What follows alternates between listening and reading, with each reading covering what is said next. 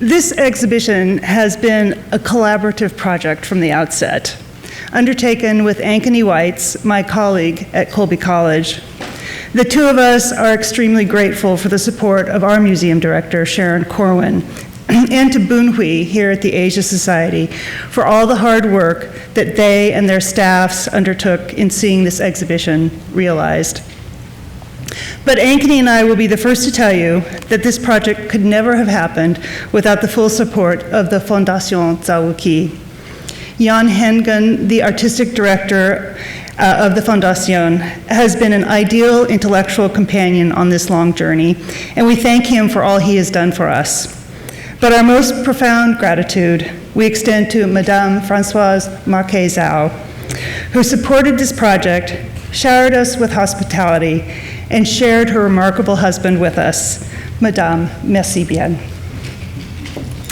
Just a footnote about names following on hearing Boon-Hui.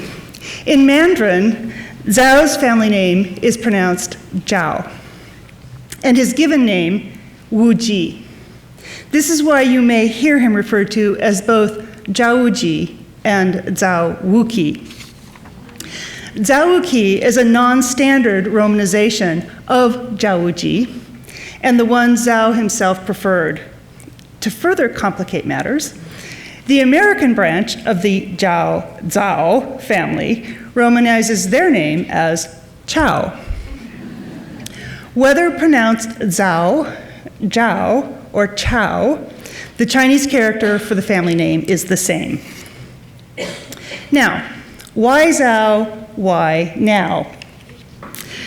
These are the two questions Ankeny and I found ourselves repeatedly having to answer as we developed this project. For those familiar with Zao, the answer was obvious. For others, though, it always seemed to boil down to these two questions. So let's see if I can actually do this.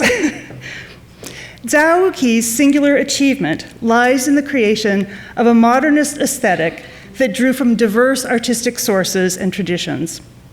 His extraordinary career spanned much of the 20th century and extended into the early years of the 21st.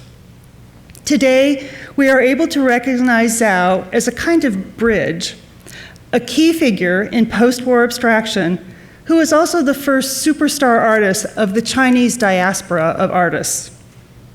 Zao moved fluidly between European modernism and Chinese aesthetics, eventually finding a visual language that resonates with a certain contemporary freshness in this global moment.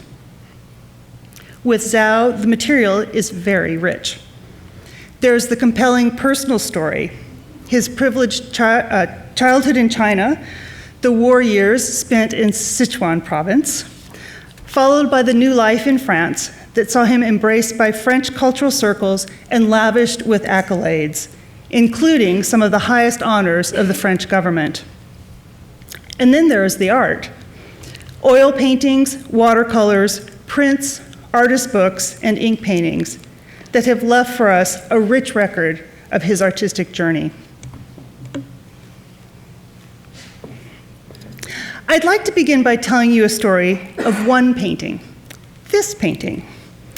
Not only is it the work that launched this project, but its story is, in many ways, a microcosm of the larger story of Zao Wou-Ki, of his art, and the nature of his career. Zao painted Tracks in the City in 1954. By then, he'd been living in Paris for 6 years, and he had already earned a degree of recognition for his signal explorations in painting and printmaking. 1954, when Zao painted this, was one of the most inspired moments in Zao's very long and exceptional career. It's the year in which we see Zao moving increasingly towards abstraction, and in December of that year, in fact, Zao completed the work which he came to consider as his first fully abstract painting. Zao's road to abstraction, however, was paved with surprises. In his early career, he embraced ideals of European modernism while steadfastly eschewing the artistic traditions of China. He favored oil painting over ink painting, and he looked to models like Cézanne and Matisse, rather than to Song dynasty models like Mi Fu, or Ming dynasty masters like Wan Zhengming or Dong Qichang.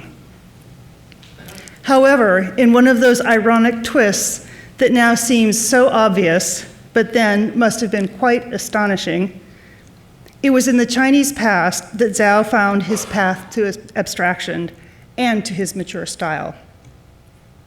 So, what was Zao doing in this painting?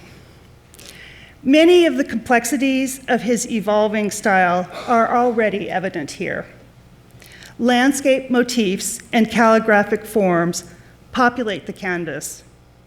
It is both landscape and not landscape, abstraction and not abstraction. Zigzag rails seem to be defining possibly a fence. There are distant mountains and trees either hinted at or actually included. Here's one of the mountains, another mountain, possibly mountain here. A certain archaizing tendency is apparent in many of Zao's works in this period. It's tempting, for instance, to see in this painting intimations from works of other past Chinese masters.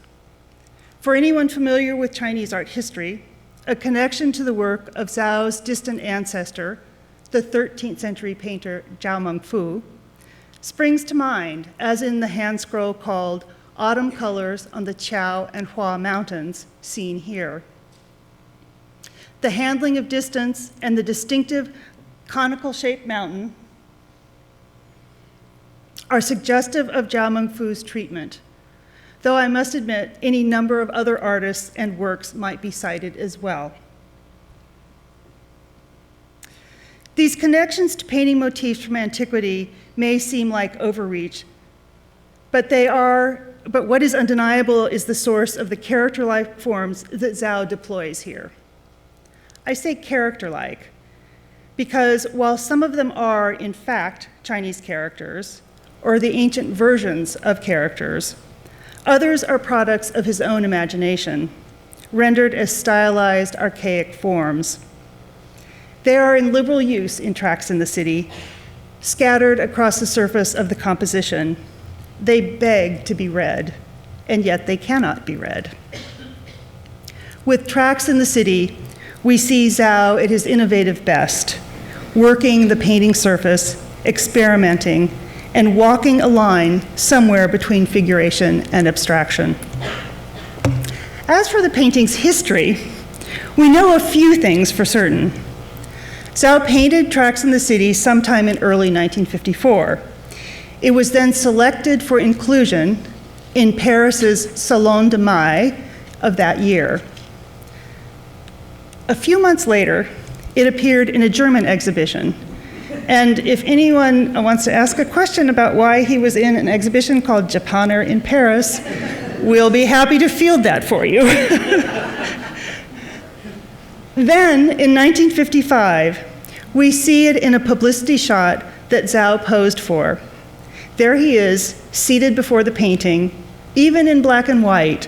One of the work's distinctive calligraphic forms is readily identifiable behind him.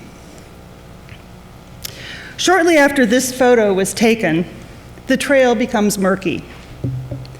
The painting spent some years in a private collection in Amsterdam and next surfaced at a gallery in New York sometime in the 1980s. And it was then that it was purchased by the Honorable Sherwood Tarlow Colby class of 1945. In 1993, it came to the Colby College Museum of Art. When Ankeny and I first saw Tracks in the City, sometime around the year 2000, it had never been exhibited at the museum. How, we wondered, was it possible that this extraordinary painting had never been on view? The story of this work, it turns out, mirrors that of many other of Zao's early works that found their way into American museum collections. Oberlin, Harvard, the Art Institute in Chicago, the Walker in Minneapolis. a treasure trove of Zao's paintings from the 1950s, and yet many of them languished in their collections, unexhibited and virtually unknown.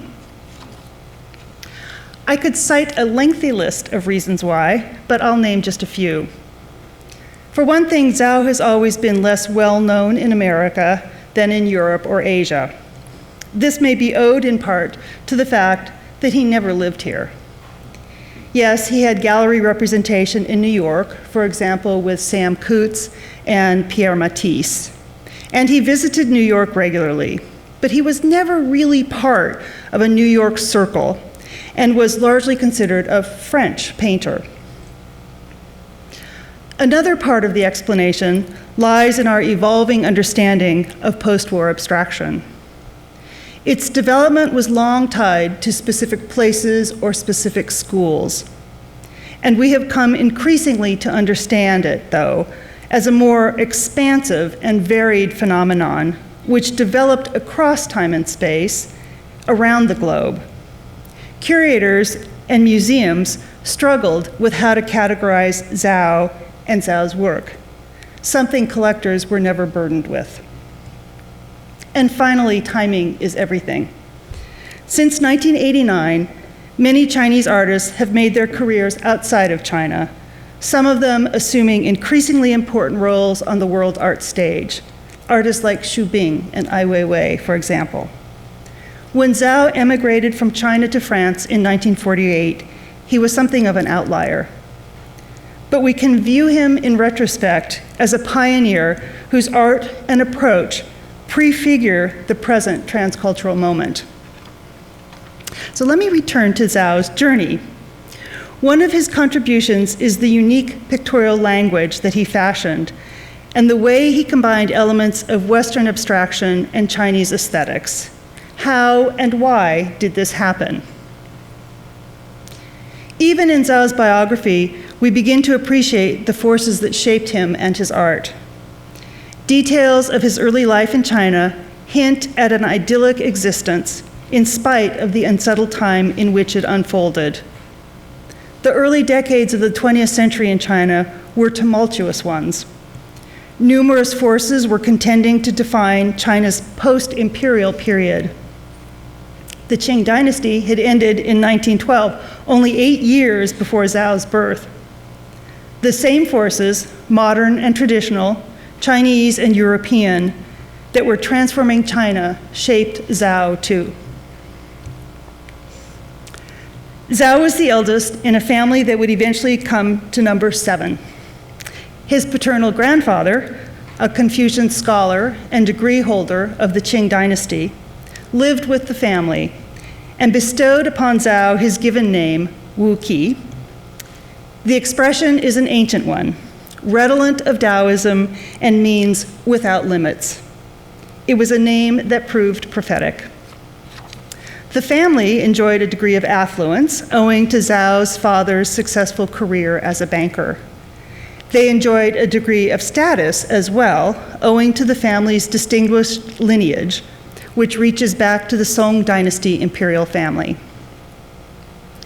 Early on, Zao learned to move between the multiple realms that he inhabited.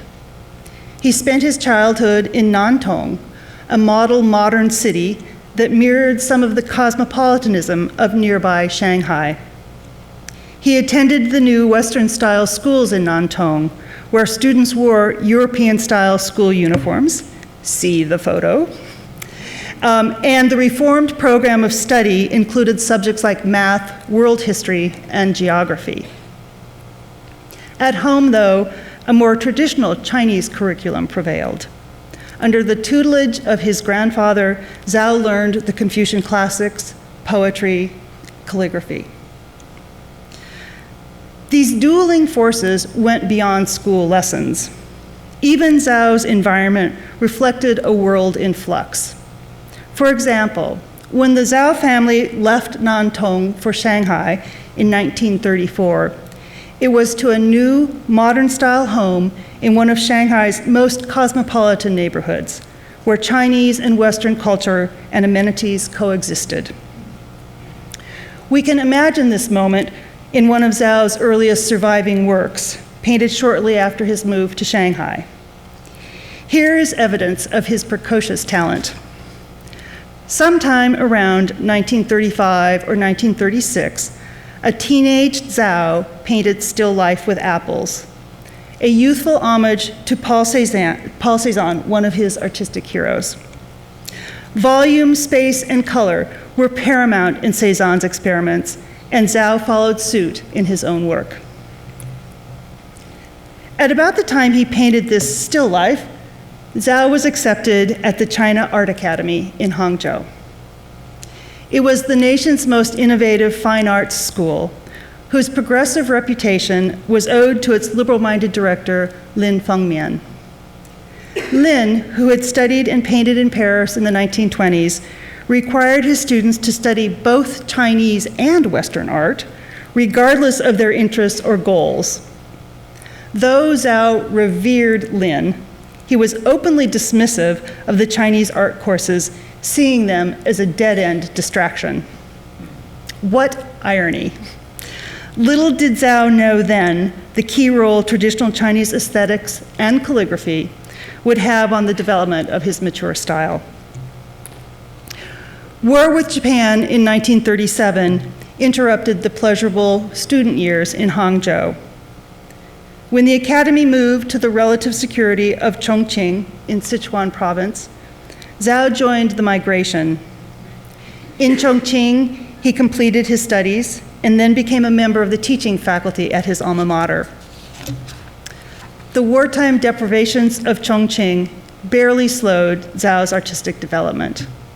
He mixed his own paints when good quality oil pigments could no longer be had. And he stretched his own canvases with whatever mediocre quality muslin he could find.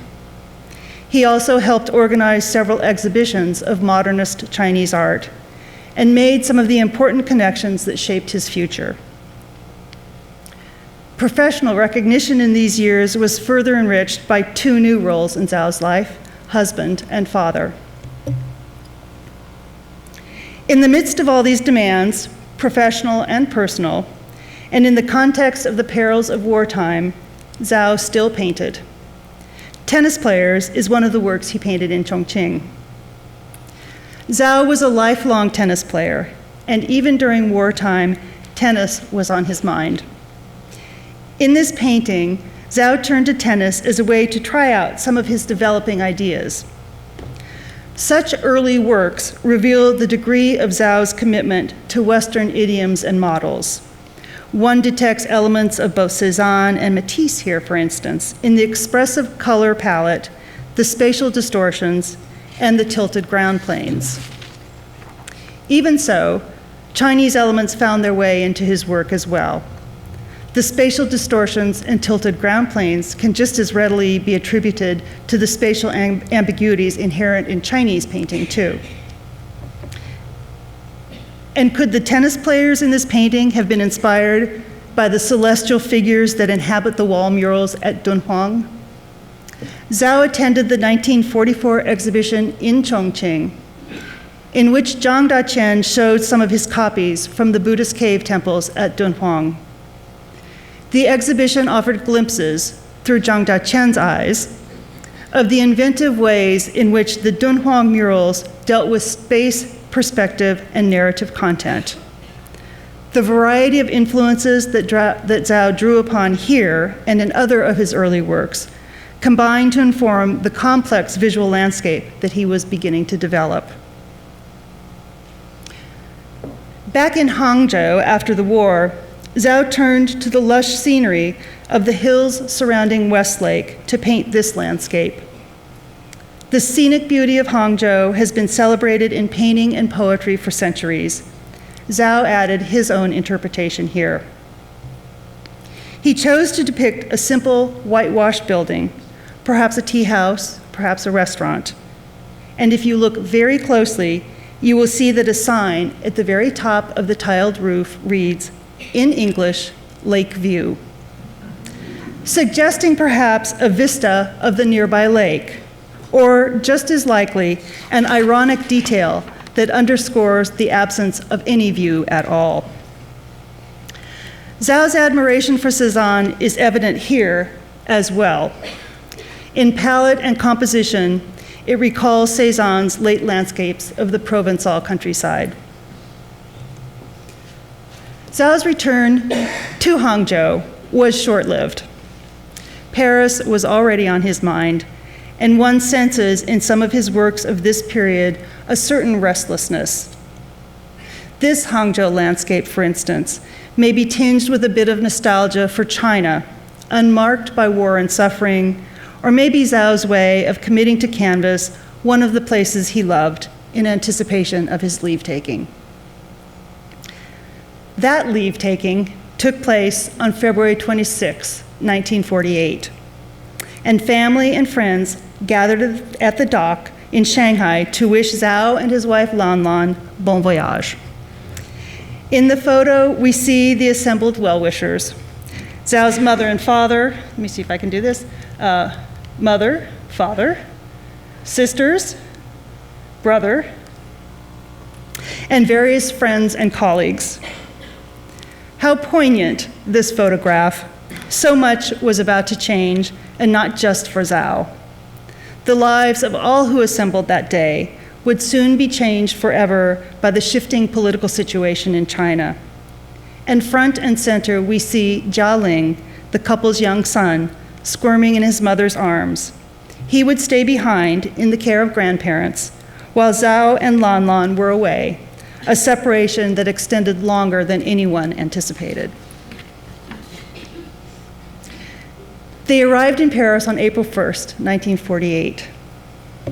Zao could not have known then how his world and his country were about to change, that he would never see his father again, that it would be nearly a quarter century before he returned to a new China, or that the rest of his personal and professional life was going to unfold in Europe, or that by the time of his death in 2013, he would be heralded on 3 continents for his contributions to the development of a global model of modernism. Zao's dreams of Paris, fueled by teachers, family, and the art reproductions he had collected as a child, could now finally be lived. And Paris did not disappoint. Zao threw himself into opportunities he had long dreamed of. He filled his days with visits to museums and galleries. He studied French, he took drawing classes, and he painted. Paris itself offered inspiration. Sacré-Cœur is from those first months in Paris and shows Zao committing to canvas his impressions of the city around him, in this case, of the imposing basilica that towers over the city. There were forays into different genres, too. Here, a still life from 1951. We've already seen his youthful homage to Cézanne's apples, but here, Zao was moving in a new direction. Concerns with perspective and volume have been dismissed. Instead, he paints the teapot and bronze vase in profile on a flattened ground. They float against the picture plane, which Zao has heavily worked with colors. One reviewer, writing in 1952, said that the ground appeared to have been prepared with washes of crushed jewels. Experiments like this are typical of Zao's first years in France. Almost immediately upon his arrival in Paris, Zao connected with a wide circle that included avant-garde artists, intellectuals, and dealers. These were people who provided encouragement and made connections for him.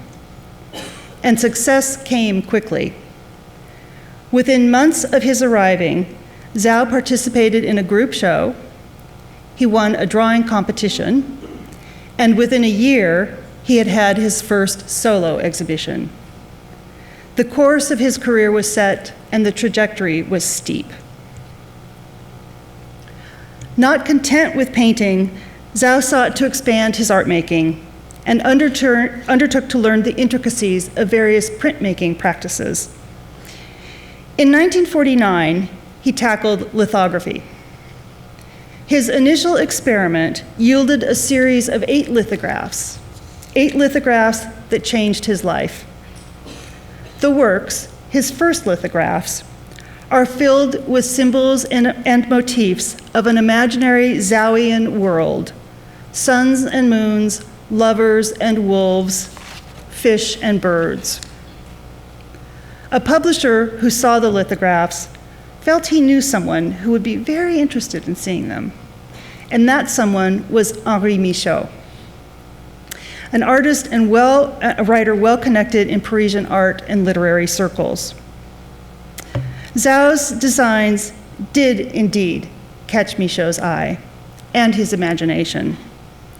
Michaud was so impressed that he was inspired to compose prose poems for each of the 8 lithographs, something he did just hours after having seen them.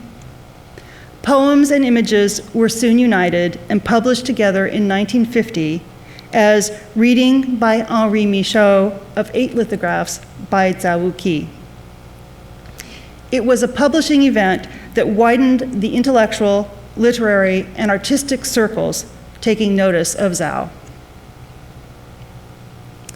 Besides quick recognition, the project resulted in a lifelong friendship between Zao and Michaud. It also marked the beginning of what would come to be 5+ decades of collaborative projects that combined Zao's images with the text of contemporary poets. These included major literary figures like André Malraux, Ezra Pound, Arthur Rimbaud, and others. The dialogue between artist and poet, between word and image, provided another touchstone with Chinese cultural traditions for Zao, where word and image are inextricably linked. But painting was the centerpiece of Zao's artistic practice, and in the early 1950s, he was still searching for the path that would lead him to abstraction. He found it in Chinese calligraphy, specifically in archaic Chinese script. The fresh eyes with which Zao began to view calligraphy owes much to Paul Klee, whose works Zao saw on a visit to Switzerland in 1951. Zao was instantly struck by Klee's use of signs and glyphs, and began to see how he might utilize Chinese calligraphy. Zao turned to oracle bone script, an ancient form of Chinese writing used for bronzes and divination, and what emerged was a new visual language. This is a divinatory scapula, and here are some of the characters that are used on these divination bones. I've already mentioned the importance of the year 1954 in Zao's artistic development. Tracks in the City is one fine example from that year. Black Crowd is another. But it's a very different work from Tracks in the City. The monochromatic palette and mad energy of Black Crowd evoke ink painting and something of the spirit of untrammeled Chinese masters of the past. But Black Crowd is oil on canvas, not ink on paper, and the characters merely suggest calligraphy. Here, their forms appear to shift and break apart as though caught in a swirling vortex that animates the composition. They seem on the verge of vanishing, and in fact, they do. Within a few years, in the late 1950s, the use of these calligraphic-like forms diminished and eventually disappeared altogether. At around the same time, Zao ceased to give his paintings descriptive titles. He chose instead to give them numerical dates that recorded the date of completion. This move away from titles further emphasized the work's non-representational status. It would seem then that the move to abstraction was complete. But was it? Zao offered a tempting suggestion about his approach and process when, during a 1967 interview, he referred to his paintings basically as places to wander. There are no longer intimations of mountains or trees or anything that might identify a physical landscape. But the spatial richness is still there and makes these abstractions as inviting as any landscape. It's almost as though some vestigial landscape archetype archetype was imprinted on Zao's memory.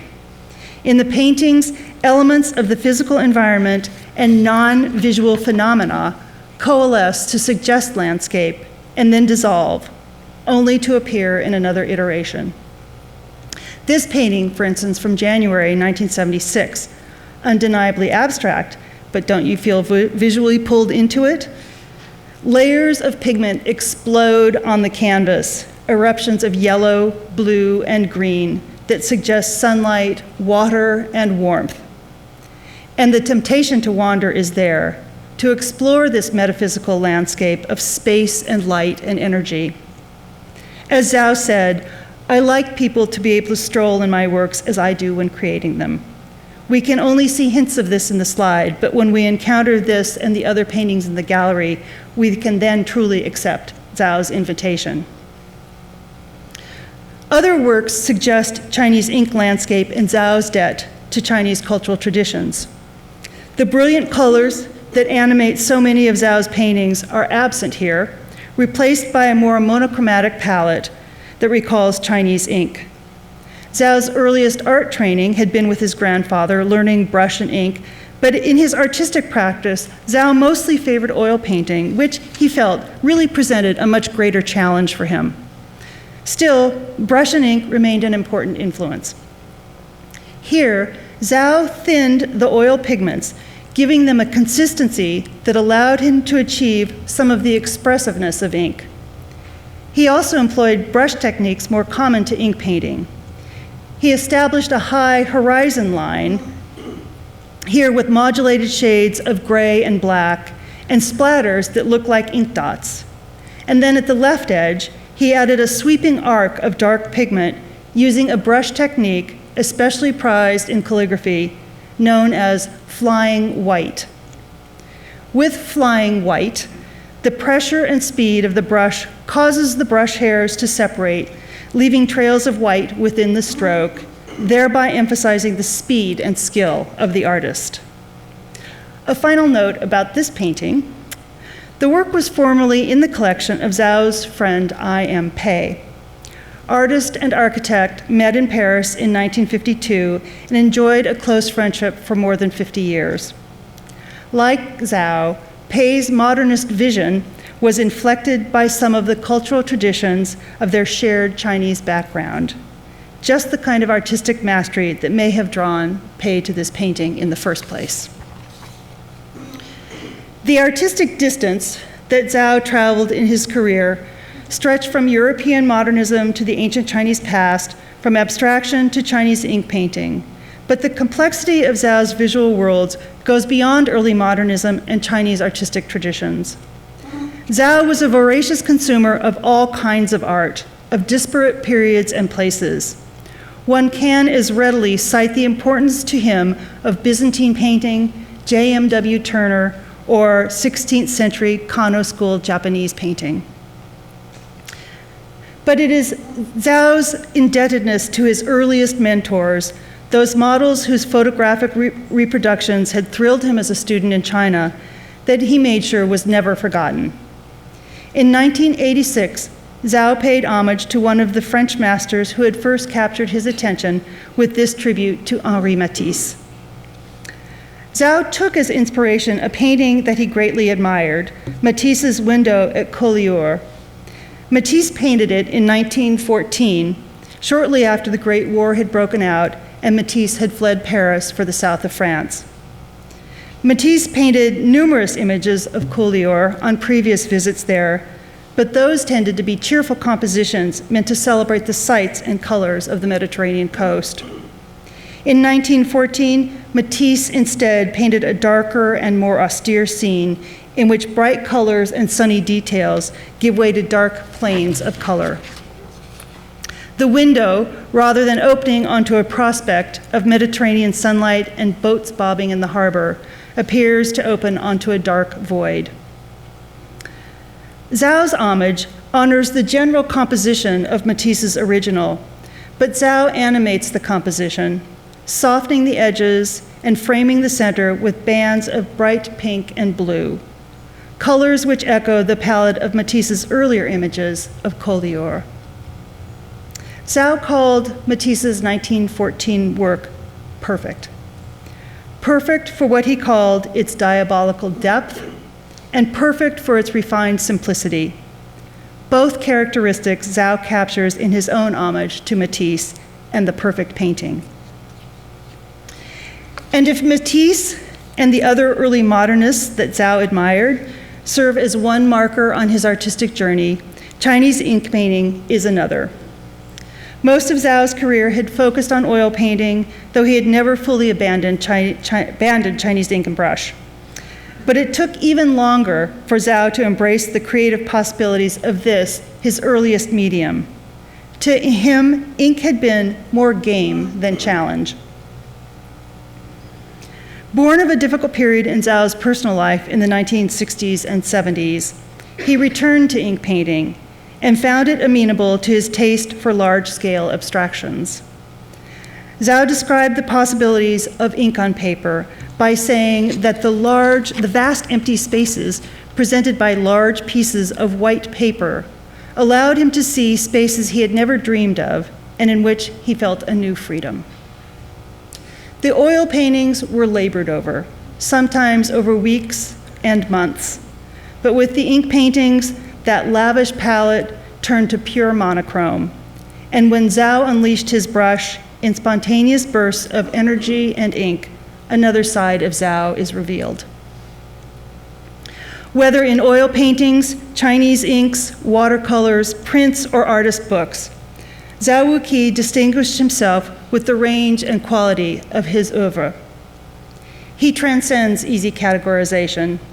In many ways, Zao's contributions are more easily understood in the context of the present transcultural moment, which acknowledges the multiple forces that shape artistic identity. Zao's genius lay in recognizing boundaries were there to be broken, and the time seems right to reconsider Zao without limits and see him in him a new paradigm for viewing post-war abstraction and the creation of an internationalist aesthetic. Thank you.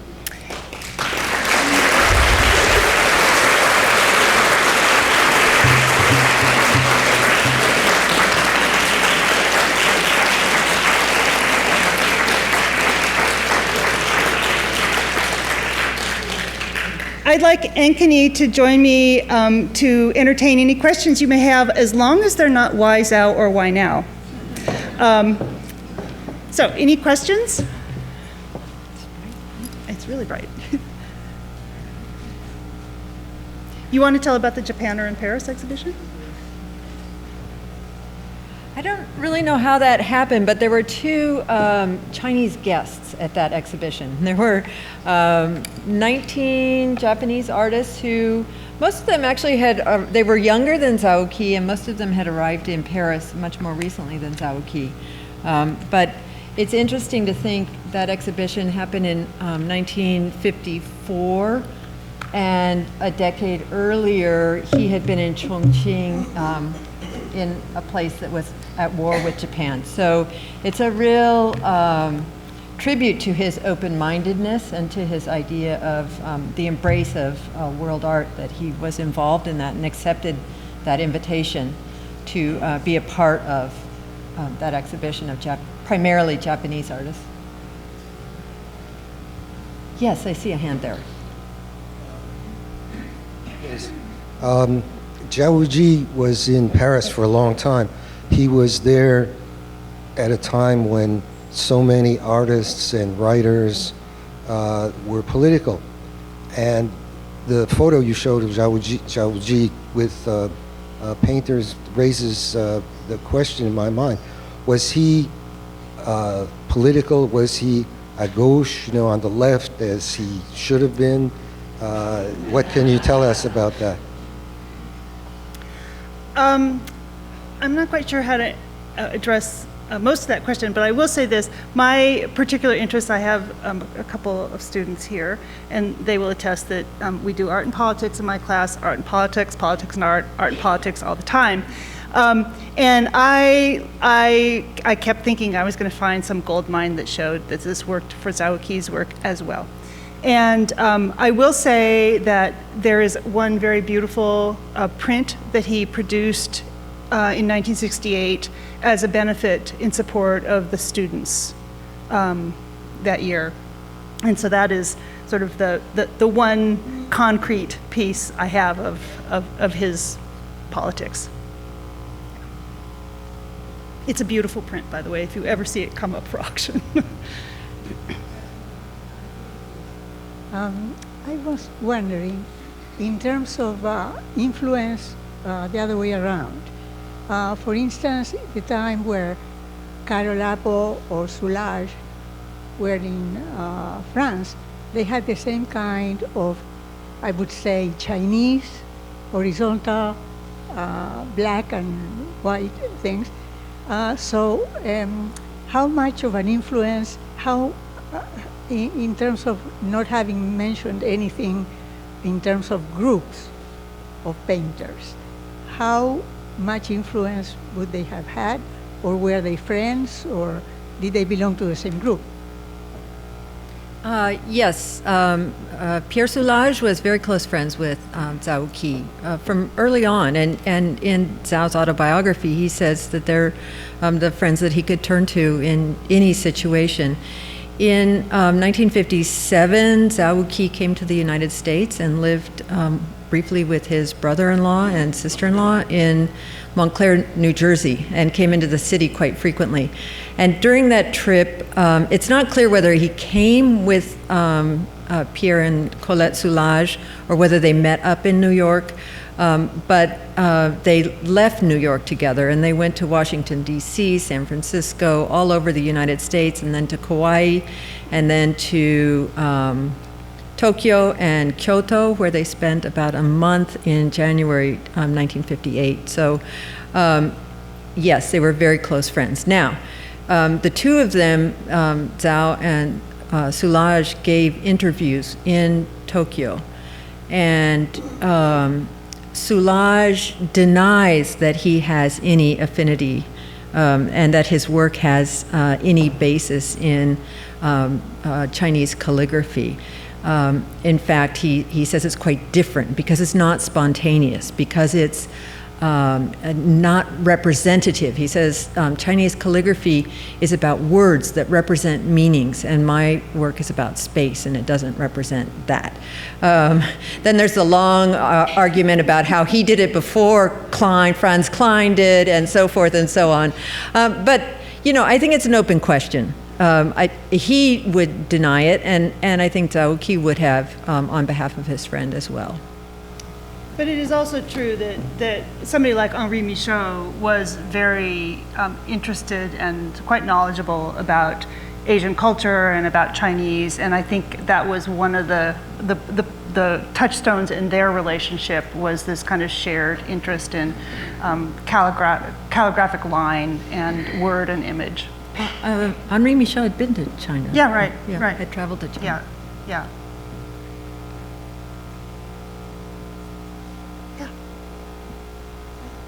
Under what circumstances was he able to return to China, and when exactly?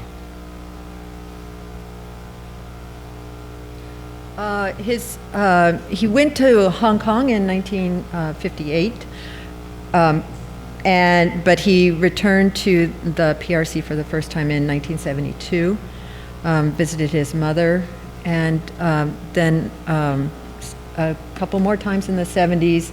In the 1980s and 1983, he had an exhibition at the National Gallery in Beijing. It also traveled to Hangzhou to his academy, his former school.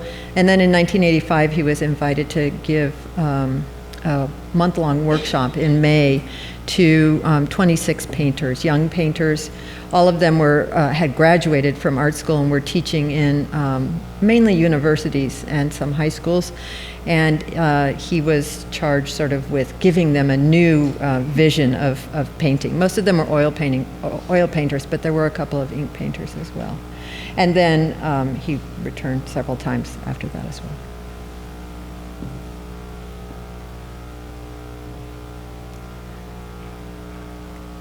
Is that it?